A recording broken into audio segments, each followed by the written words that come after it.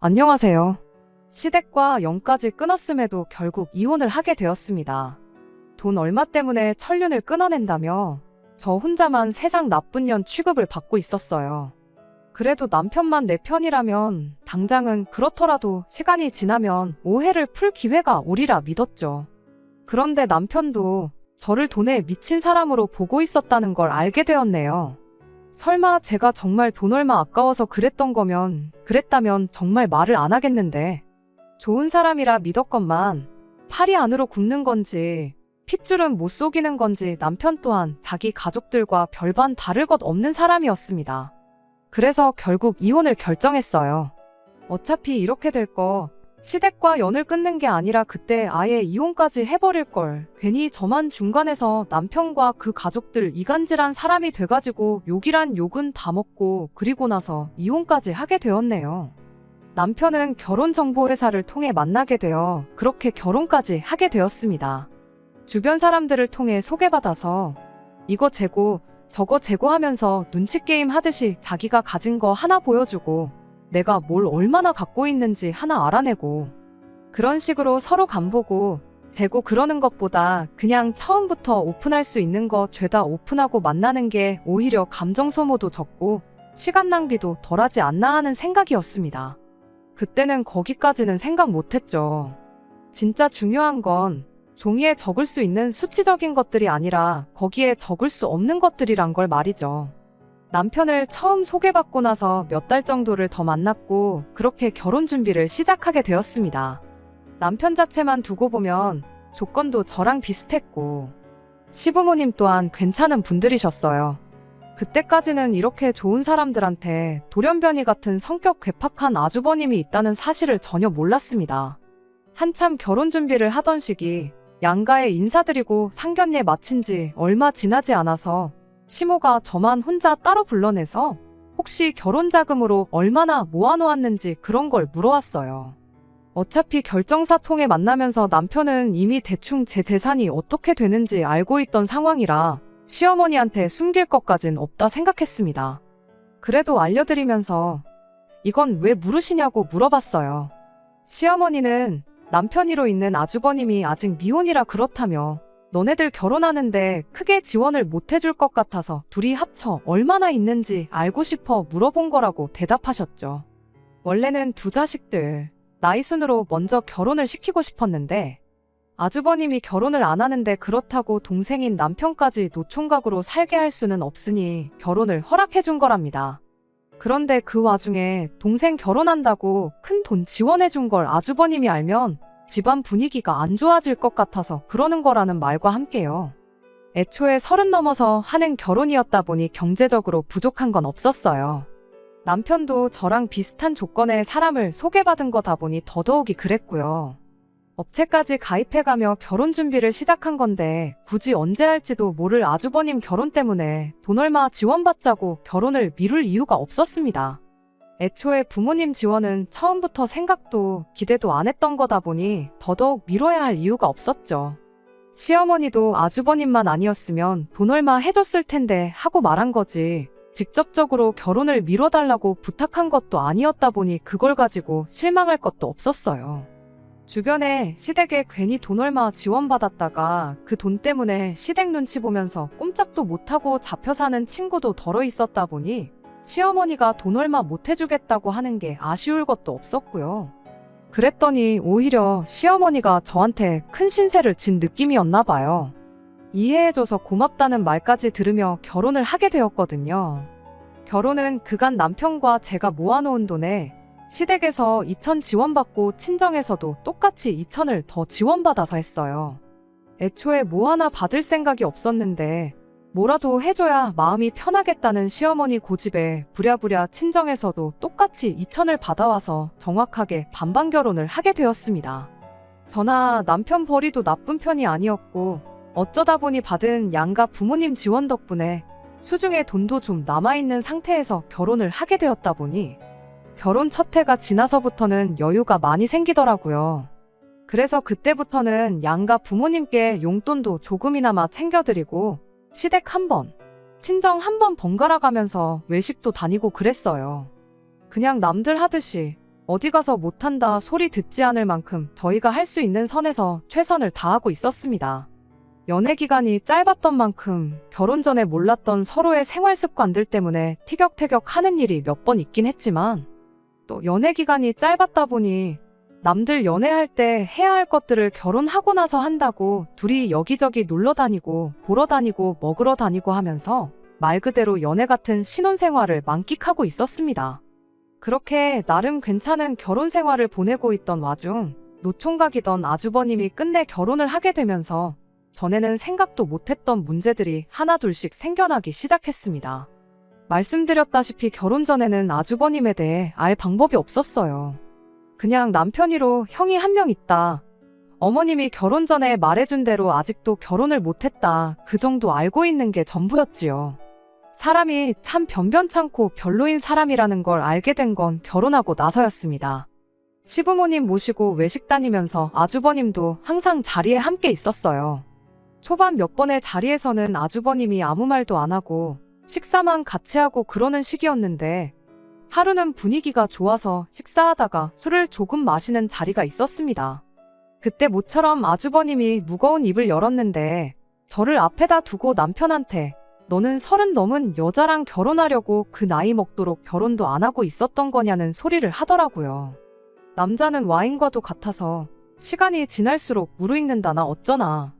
결혼이 늦은 만큼 능력이 되는데 왜 굳이 비슷한 또래의 여자랑 결혼을 했느냐 하면서 남편이 마치 잘못된 선택을 했다는 듯 이야기를 하는 겁니다. 남편이 뭔 말을 그렇게 하느냐고 제 눈치를 보면서 애써 화제를 돌려보려고 했어요. 서로 마음도 맞고 사랑도 하게 되었으니 결혼한 거 아니겠냐. 나이가 뭐가 중요하냐고. 마음 맞는 사람들끼리 행복하게 사는 게 좋지 하면서 말을 하는데 또 그 아주버님이라는 인간이 한다는 소리가 글쎄 업체 통해서 결혼했으면서 사랑은 무슨 사랑이냐고 하는 겁니다. 설령 정말 사랑에 빠져서 결혼을 했다 한들 저를 사랑했으면 더더욱이 나이 많은 저랑은 결혼을 했으면 안 되는 거였다고 그딴 소리를 하는 거 아니겠어요? 뭐 어디 연구 결과에 따르면 남자가 생물학적으로 여자보다 수명이 10년은 짧다는 말 못 들어봤냐입니다. 나이 또래가 비슷하니까 가도 남편이 먼저 갈 텐데 그렇게 되면 네 사랑하는 와이프 혼자 다 늙어가지고 독수공방 시키는 꼴이 아니냐고요. 그리고 너는 너대로 너 죽고 나서 마누라 쓸 돈을 남겨놔야 되니까 노후도 아끼면서 살아야 되는 거 아니겠냐고. 못 빠지게 일해서 제대로 돈 한 번 제대로 써보지도 못하고 그렇게 죽을 거 아니겠냐 하는 말도 안 되는 소리를 해대는데 정말 그때 그 말이 취중진담이던 술 때문에 나온 실언이던 간에 상종할 사람은 아니구나 싶었습니다. 결혼을 여태 못한 데에는 이유가 다 있구나 싶었죠. 40이 다 되어가는 나이에 얼마나 어린 여자하고 결혼을 하는지 한번 두고 보자 하고 말았어요. 아주버님이 말을 재수없게 한다고 해서 저희 결혼 생활에 크게 지장을 주는 것도 아니고 남편도 그날 이후로 제 눈치가 보인 건지 시부모님과 함께하는 자리에 아주버님은 따로 부르지 않았었거든요. 그런데 안 마주친다고 끝날 일이 아니었어요. 그 아주버님이 정말 결혼을 하게 되었거든요. 결혼을 하게 된 것도 놀라운데 무슨 수를 쓴 건지 그것도 저보다 4살이나 어린 여자와 말이에요. 그 여자는 전생에 무슨 죄를 지어서 저런 인간하고 부부의 연을 맺게 된 건가 싶었는데 겪어보니 불쌍하다고 생각할 가치도 없는 그런 사람이었어요. 집신도 짝이 있다더니 둘이 짝짝꿍이 맞으니까 결혼을 한 거지 괜히 한 게 아니구나 싶었죠. 아주버님한테 속아서 결혼한 것도 아니고 뭐 동정할 가치도 없는 똑같은 족속이었습니다. 저보다 어리다고 해서 제가 뭐 형님 대접을 안 해주고 무시할 생각이 있던 것도 아니었어요. 그런데 첫 만남부터 기선제압을 하려는 건지 저한테 되도 않는 기싸움을 걸어오더라고요.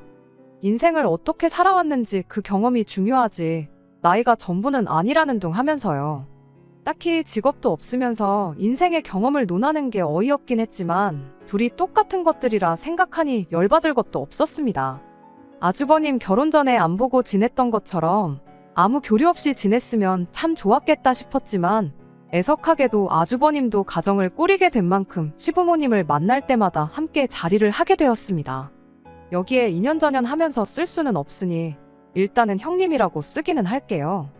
아무튼 그렇게 몇 번 정도 시부모님과 함께 자리를 갖다가 알게 된 건 이 형님이라는 사람이 다른 것보다 맏며느리 욕심이 있다는 사실이었습니다. 저한테는 대수롭지 않은 일이었어요. 그동안 아주버님이 혼자였다고 해서 제가 맏며느리 노릇을 했던 것도 아니고 그게 뭐 엄청난 벼슬자리라고 나서서 제가 하고 싶은 생각도 없었죠. 용돈 드리고 외식하고 그랬던 거야. 여유도 좀 있겠다. 그리고 가족이니까 친정도 똑같이 챙기니까 했던 거지. 딱히 시어머니 사랑을 독차지하고 싶어서 그랬던 것도 아니었고요. 그런데 아주버님이 보기엔 그간 제가 시부모님께 잘했던 게 다 맏며느리 노릇하면서 이쁨 받으려고 그랬던 것처럼 보였던가 봅니다. 결혼도 안 했으면서 그딴 생각을 하다니 참 어이가 없었죠. 아무튼 제가 그렇게 느낀 이유가 뭐냐면 그 형님이라는 사람이 제 일거수일투족을 견제를 하고 동시에 자기가 잘했다 싶은 일에는 그렇게 생색을 냈기 때문이에요. 말씀드렸다시피 맏며느리 자리에 별로 욕심도 없고 오히려 그 귀찮은 거 대신 해주면 고마울 따름이었는데 문제는 그 생색을 내 돈으로 내려던 게 문제였어요. 아주버님네 결혼하고 처음으로 세 식구가 같이 모여 외식을 했던 날이 있어요. 그간 아주버님네 집들이 등등해서 거의 집에서 모였다 보니 그렇게 세 식구가 외식을 한 건 그날이 처음이었죠.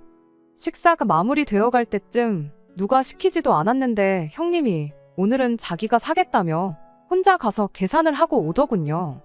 식사 마치고 나서 집에 도착한 뒤 형님한테 덕분에 잘 먹었다고 톡 하나 보냈죠.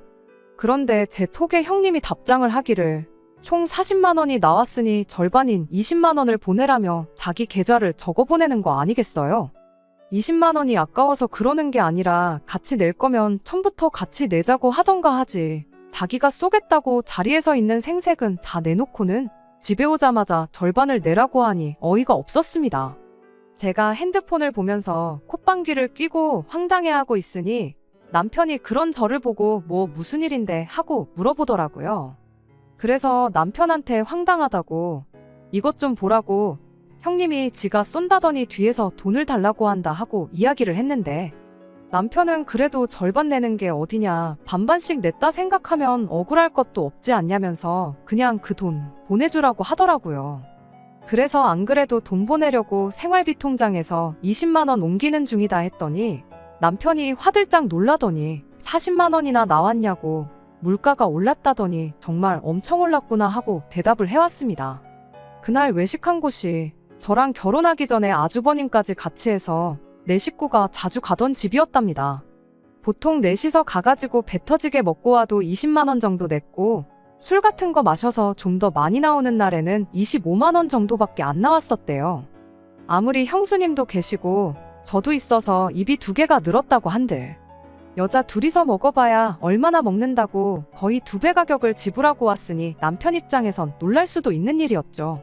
거기가 엄청난 맛집도 아니고 그냥 가성비가 좋아서 자주 다니던 곳이었는데 전에 다녀왔던 만큼 배부른 느낌도 안 들고 이제 가격까지 그렇게 비싸버리면 더 이상 거기에 갈 이유가 없는 것 같다면서 다른 집을 찾아봐야겠다고 한마디 하고 말더군요.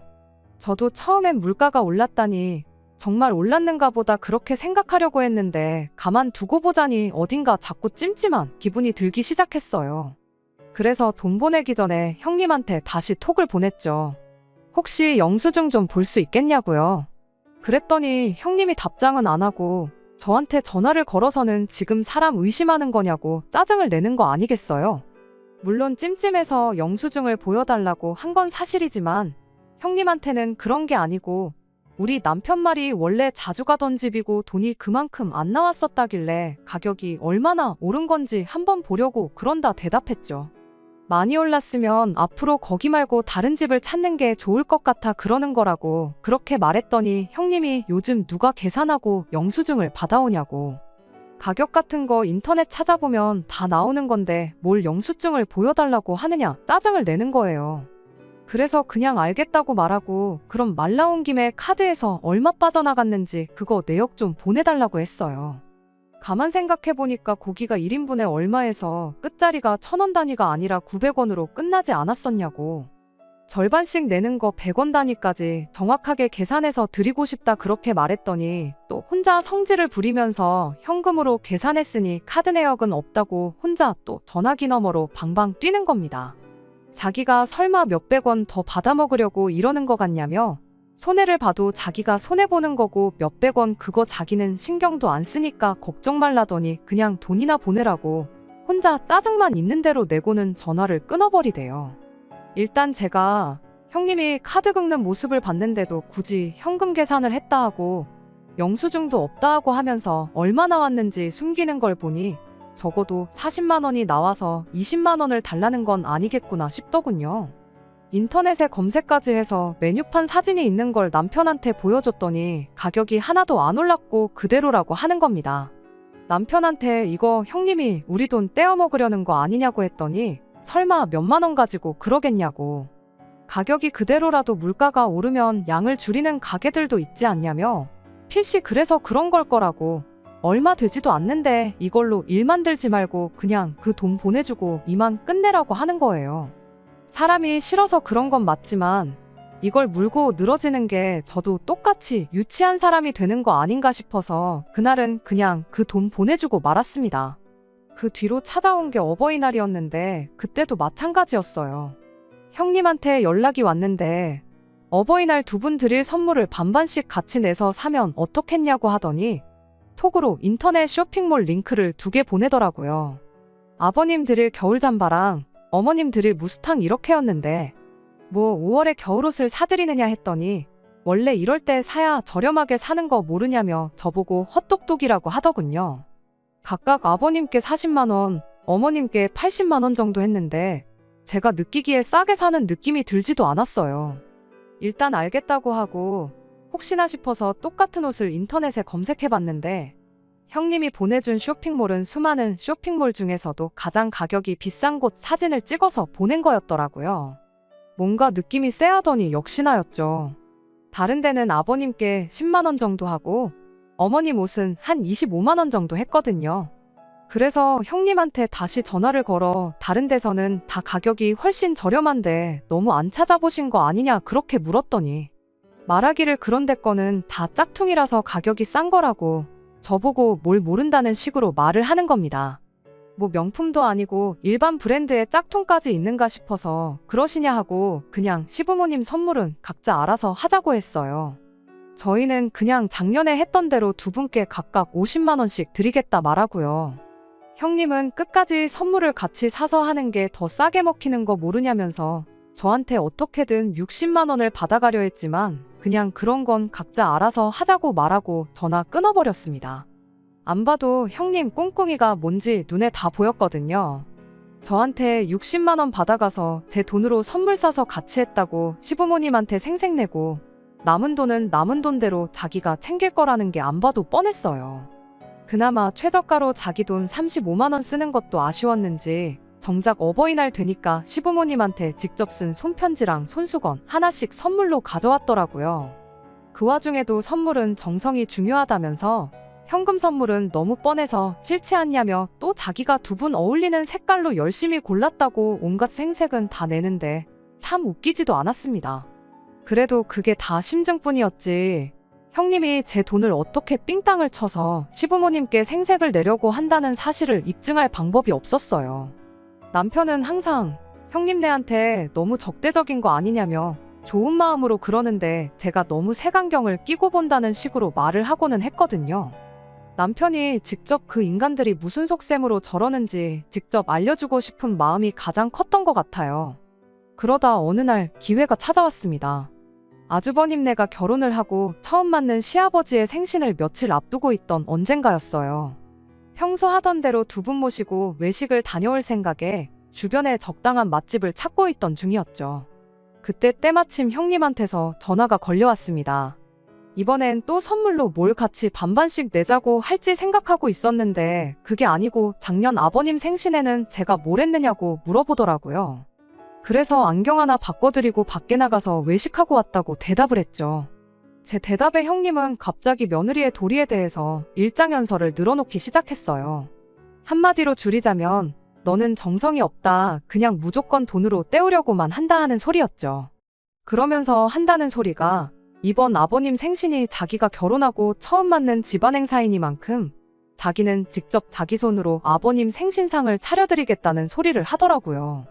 저한테 무슨 대답을 듣기 위해 전화까지 한 건지 모르겠어서 그러시냐고 참 대단하다고 마음에도 없는 칭찬 한마디 해주고 열심히 준비하시라고 응원까지 해주고 전화를 끊으려고 했어요. 맛집 찾는 것도 일이었는데 저한테야 번거로운 일거리 하나 줄어드는 거나 마찬가지라 좋을 것도 나쁠 것도 없었거든요. 그런데 형님이 전화를 안 끊고 가만히 있더라고요. 할 말 다 하셨으면 전화 끊겠다 하고 통화 종료 버튼을 누르려는데 난데없이 저한테 돈을 보내라는 겁니다. 그 말에 저한테 뭐 맡겨놓은 거 있느냐고 바로 대답을 했죠. 그랬더니 그게 아니고 자기가 장봐오고 음식하고 그런 건 다 할 테니 저는 재료값을 내라는 소리를 하더라고요. 다짜고짜 돈부터 보내라니 저 인간이 무슨 속셈으로 저러는가 대번에 눈치를 챘어요. 그래서 제가 형님한테 이렇게 말했습니다. 방금 전까지 저보고 정성이 부족하다고 며느리의 도리에 대해서 설명하지 않으셨냐고. 그런데 이번에도 또 돈으로 때우라는 소리를 하는 거냐고요. 돈까지 내놓고 정성 없는 며느리 취급받고 싶지는 않으니 재료값도 반반씩 내고 나도 같이 음식하는 거 도와드리겠다고 했죠. 이왕이면 장 보는 것도 같이 하자고 수고를 똑같이 해야지 괜히 뭐 하나 덜해가지고 정성 부족한 며느리가 되고 싶지는 않다고 계속 형님 속을 긁어댔어요. 그 와중에 잔머리는 얼마나 잘 돌아가는지 아버님 생신 당일에 깜짝 파티를 열 생각이라고 준비는 같이 한 걸로 할 테니까 그런 부분은 걱정 말라면서 끝까지 돈만 대라는 식이었습니다. 말인즉슨 평일에는 제가 출근을 해야 하니까 음식 준비를 같이 못한다는 소리였죠. 형님이야 직장이 없으니 남아도는 게 시간이잖아요. 제가 끝까지 뭐 그럴 거 있냐고 월차 하나 써서 일 빼고 돕겠다 그렇게 말을 했더니 음식 준비할 게 한두 가지가 아니라 전날부터 준비할 거라고 회사에서 시아버지 생신 때문에 이틀씩 일을 빼게 두지는 않을 거 아니냐면서 끝까지 자기 혼자 준비하겠다는데 그 속이 너무 뻔히 보여서 웃음도 나오지 않았습니다. 그래서 얼마나 필요하시냐고 물었죠. 형님은 대번에 한 100만 원 정도면 되지 않겠냐 이런 소리를 하더라고요. 일단 넉넉하게 예산을 잡고 남으면 남는 대로 다 돌려준다고 하는데 명절장을 봐도 그만큼은 안 나오겠다고 한마디 하려다가 참았습니다. 그냥 제가 모르는 척 쏘가 넘어가 준 거예요. 그냥 이참에 남편한테 저 형님이라는 사람이 온갖 장꾀로 우리 돈 떼어먹고 있다는 사실을 알려줘야겠다는 생각이었거든요. 그날 100만 원 보내면서 남편한테 한번 아버님 생신 돼서 보자고 그렇게 말하고 그날 하루를 넘겼습니다. 그렇게 시간이 지나 아버님 생신 당일이 되었습니다. 남편이나 저나 회사에 있었다 보니 시간을 저희 퇴근 시간 이후로 잡아놓고 모이는 건 아주버님네 집에서 모이기로 했어요. 그래도 100만 원이나 달라고 했으면 어느 정도 임금님 수라상 흉내 정도는 냈을 거라고 생각했는데 소고기는 그냥 담궜다가 뺀 건지 고기 부스러기만 둥둥 떠다니는 미역만 잔뜩인 미역국에 예산을 100만 원을 뜯어갔으면 못해도 갈비찜 정도는 한 소치 있을 줄 알았는데 누가 봐도 마트에서 데워놓고 파는 거 사왔구나 싶은 불고기가 올라와 있었고 그나마도 밑반찬들은 반찬 가게에서 파는 것들 뿐이고 탕수육이라고 해놓은 것 또한 형님 솜씨가 아니라 누가 봐도 동네 중국집에서 파는 거 전날에 미리 식혀뒀다가 전자레인지로 데워서 낸 게 다 티가 났어요. 가짓수는 많았지만 100만 원을 다 썼다고 하기엔 장 보는데 30만 원도 안 들었을 음식들을 생신상이라고 차려냈으니 어이가 없었습니다. 그렇다고 형님 망신살 주자고 거기다 대고 내가 100만 원이나 보냈는데 이것밖에 못 차렸냐고 타박을 하기도 뭐해서 그냥 아무 말도 안 하고 가만히 있었어요. 남편도 뭔가 느끼는 바가 있는지 표정이 조금 안 좋아 보이는 모양이었죠. 그런데 시부모님이 차려진 상을 보더니 형님더러 고생이 많았다고 칭찬을 해주시더라고요. 뭐 거기다 대고 차린 게 이거밖에 없냐고 타박을 주실 분들도 아니고 그냥 그 수고를 헤아려 주시는 거구나 싶었죠. 그래도 그날 전화로 분명히 같이 한 걸로 하겠다고 돈이나 보태라고 그렇게 말까지 해놓고 정작 시어머니가 그렇게 한마디 해주신 말에는 자기가 혼자 다 했다는 식으로 대답을 하는 겁니다. 돈도 돈이지만 직접 만든 게 밖에서 사 먹는 거에 비할 수 있겠냐며 자기가 요리를 잘 못하지만 정말 정성 들여 준비한 거라면서요. 그러면서 저를 콕 집어서 동서는 일하느라 바쁘니 이런 건 맏며느리인 자기가 챙겨야 하는 거 아니겠냐며 또 생색을 내는 거 아니겠나요. 굳이 직접 만든 게 밖에서 사 먹는 거에 비할 수 있겠냐는 소리를 하는 것도 저를 노리고 했던 말이라는 걸 굳이 묻지 않아도 알 수 있었습니다. 식사 마치고 나서는 케이크를 꺼내왔는데 케이크라고 뭐 어디 호텔 베이커리에서 시킨 것도 아니고 그냥 동네 어디에나 있는 체인점 케이크를 꺼내오더라고요. 그래도 분위기는 좋았다 보니 거기다 대고 구태여 찬물을 끼얹고 싶은 생각은 없어서 가만히 있었어요. 적어도 남편이 저 형님이라는 인간이 어떻게든 우리 돈은 돈대로 떼먹고 생색은 있는 대로 내는 사람이란 걸 알게 되었으니 소기의 목적은 달성했구나 싶어서 그걸로 끝내기로 했죠. 아니나 다를까 집에 갈 때 되니 형님이 장보고 남은 돈이라며 3만 원을 제 손에 쥐어주더라고요. 그 음식에 97만 원이나 쓴 거냐고 영수증이나 있으면 보여달라고 했더니 저보고 살림을 안 하니까 이런 기본적인 것도 모른다며 생색을 내면서요. 시장 같은 데서 현금 주고 사면 마트 같은 데보다 엄청 싸게 살 수 있는 거 모르냐면서 죄다 현금으로 사가지고 영수증이 따로 없다는 소리를 하는 거 아니겠어요? 아니 뭐 싸게 사기는 뭘 싸게 샀냐고. 그 상차림에 97만 원이면 아주 바가지를 써도 엄청나게 쓴 거 아니냐고. 시장 사람들이 형님 완전 호구 잡아서 그 돈으로 잔치를 벌였겠다고 빈정거리면서 한마디 했더니 또 혼자 부들거리면서 자기 인건비는 생각을 안 하냐고 따지고 들더라고요. 인건비라니 무슨 소리냐고 했더니 장봐오고 음식하고 그런 거부터 이제 너네들 가고 나면 6식구 먹은 뒷정리까지 내가 다 해야 하는데 그 인건비도 다 포함시켜서 그 돈을 달라고 했다는 겁니다. 어이가 없어서 인건비 같은 소리 하고 있다고 한마디 해줬어요. 시아버지 생신상 차리는데 누가 인건비를 받고 일을 하냐고요.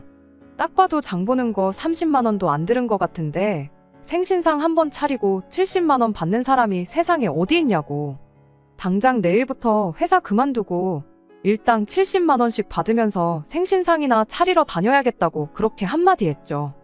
감정이 격해지기 시작하니까 서로 언성이 높아지기 시작했고 결국엔 저희가 티격거리는 소리에 시부모님까지 그 광경을 목격하게 되었습니다.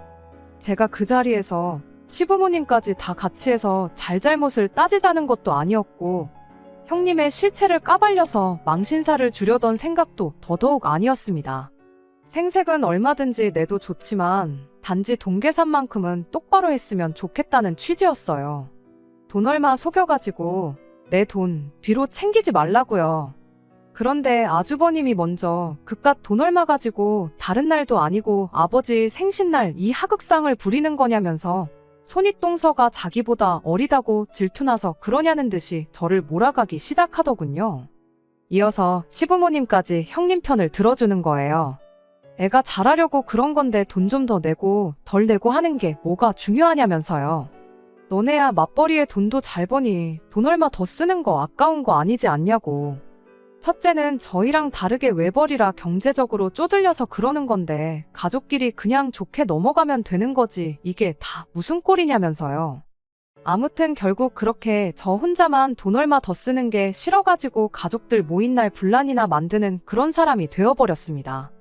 아주버님이 참 싫었는데 그래도 그 와중에 지 마누라라고 형님 편 들어주고 마침 그때 꺼낸 그 한마디 덕분에 시부모님까지 그런 식으로 저한테 말하신 거 아닌가 싶었어요. 내 남편이 거기서 한마디라도 내 편을 들어줬더라면 적어도 그런 소리까지는 안 들었었을 텐데 싶고 실망이 이만저만이 아니었습니다. 그 뒤로는 뭐 형님네는 물론이고 덩달아 시부모님까지 보고 지내는 게 굉장히 껄끄러운 상황이 되었어요. 저는 그동안 아주버님이 결혼하기 전부터인 저희 결혼하자마자부터 나름 제가 할 수 있는 도리를 다한다고 없는 시간까지 할애해가며 시댁에 잘했다고 생각했는데 참 그간 제가 뭘 했던 건가 싶고 그런 생각이 드니 구태여 제가 나서서 이 오해를 풀고 싶은 생각도 안 들었어요. 그렇게 시댁과 연을 끊다시피 살게 된 게 그 후로 반년입니다. 그중 시어머니 생신이 있었고 명절이 한 번 있었어요. 따로 시댁에 찾아가지는 않았지만 연 끊었다고 할 도리까지 안 했다간 정말 이대로 평생 안 보고 지낼 수도 있겠구나 싶어서 딱 남들 하는 만큼만 해서 돈 얼마 보내드렸죠. 남편까지 못 가게 할 생각은 아니었는데 그래도 어떻게 저만 두고 혼자 가겠냐며 제 곁을 지켜주었습니다. 그날 내 편에 서서 말 한마디 안 해준 게 원망스러웠지만 그 후로 이렇게 정성인 남편한테 미안하고 고마운 마음이 컸어요. 그러던 중 얼마 전 형님한테서 연락이 한 통 왔어요. 무슨 바람이 불어서 전화를 한 건가 그냥 안 받아야겠다 했는데 옆에 있던 남편이 그래도 무슨 급한 일일 수도 있는데 가족끼리 무슨 일인지는 알아야지 않겠냐며 전화를 받으라고 보채더라고요. 전화 받자마자 그동안 잘 지냈니 어쩌니 그런 이야기를 꺼내는 걸로 봐서 뭐 급한 일이 있어서 그런 건 아니겠구나 싶었습니다. 별일 아니면 전화 끊겠다고 그렇게 한마디 했더니 형님이 그제서야 본론을 말하더군요. 이번에 시부모님 모시고 여행을 좀 다녀올 생각인데 여행 경비 좀 보탤 생각 없느냐면서요. 저희야 회사 일 때문에 참석하기 힘들 테고 돈만 보내주면 자기가 시부모님 모시고 여행 다녀올 거고 다녀온 김에 저에 대한 이야기도 좋게 해주겠다나요. 그러면서 자기 계좌로 돈 1,000만 원을 보내라는 거예요. 난데없는 액수에 뭐 어디 유럽 같은데 모시고 가는가 했더니 제주도를 그것도 고작 4박 5일 다녀오면서 돈 1,000만 원을 내라는 소리를 하고 있던 겁니다. 이번엔 반반씩 내자는 소리를 따로 안 하는 걸로 봐서 아예 그냥 저희들 돈으로 시부모님은 물론이고 자기들 돈까지 내달라는 소리나 다름없었지요. 그리고 설령 그렇다고 한들 4인 가족이 어디 유럽도 아니고 제주도 꼴랑 4박 5일 다녀오는데 돈 1,000만 원이 무슨 소리인가 싶어서 대번에 헛소리 하려고 전화한 거면 그냥 끊겠다 말하고 전화를 끊어버렸습니다. 그런데 옆에 있던 남편이 왜 그냥 전화를 그런 식으로 받냐면서 저한테 뭐라고 한마디 하는 거예요. 그래서 방금 저 사람이 뭐라고 했는 줄 아느냐? 시부모님 모시고 4박 5일 제주도를 다녀올 계획인데 여행 경비로 1,000만 원을 입금하란다. 그래서 헛소리 말라고 하고 끄는 거다 하고 설명을 해줬죠. 그랬더니 남편이 돈 얼마가 나오든 뭐가 중요하냐면서 그냥 그 돈 보내주고 가족들하고 화해를 하면 안 되겠냐는 겁니다. 형수님이 여행 계획 세우고 2분 모시고 다니고 하면 고생이지 않겠냐. 그리고 지난 반년 동안 어머니 생신도 안 챙겼지. 명절도 안 챙겼지. 형수님 혼자 고생했을 텐데 수고비 명목으로 돈 얼마 준다고 생각하면 아까운 거 하나도 없지 않느냐는 말도 안 되는 소리를 하는 거 아니겠어요? 남편이 가족들하고 멀어지니 조바심이 나서 저럴 수도 있다는 거 10분 이해는 하지만 차라리 그럼 그 돈 주고 가족들하고 화해한다고 생각하면 되는 거 아니냐고 단도직입적으로 말하지. 형수님이 앞으로 고생할 거, 그동안 고생할 거 따져가면서 수고비 타령을 하니 그간 고맙고 미안하고 했던 마음도 사라지고 아무리 남편이라고 해도 정이 뚝 떨어지더라고요. 그래서 미쳤냐고 언제부터 시부모님 챙기는 게 수고비 받고 하는 일이었느냐고 한마디 따졌습니다. 그렇게 따지면 아주버님 결혼하기 전에 내가 시부모님 챙기고 그랬던 거 수고비는 누구한테 청구하면 되는 거냐고요. 그랬더니 남편이 우리가 그동안 무슨 효도를 했냐고 다 돈으로 대충 때우기만 했지 않냐면서 그런 건 수고비 따질 게 아니라는 겁니다. 주둥이로만 시부모님 챙기는 척 했으면 수고비를 받는 건데 내가 그동안 그것도 모르고 내 시간 써가며 밥집 찾아내고 계산하고 그랬다고.